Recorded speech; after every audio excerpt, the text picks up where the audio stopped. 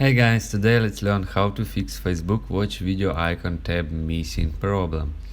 To get started, open up the Facebook application and then you just press and hold on all tabs here.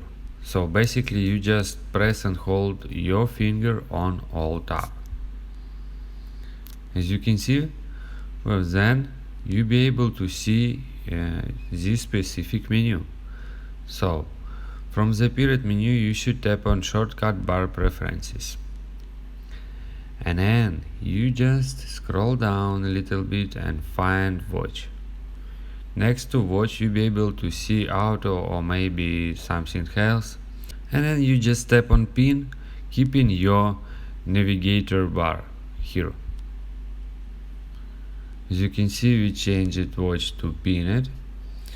Alright, and if you go back, and when you reload page, this means you'll be able to see watch bar is located here, and of course fix if we not see watch bar on our bars. If you have any other thoughts or questions, let me know in the comments section below. Hit the like button, tell me so much, but definitely hit that subscribe button. More importantly, everything else. I love every single one of you guys. Hopefully I will catch you guys in the next video.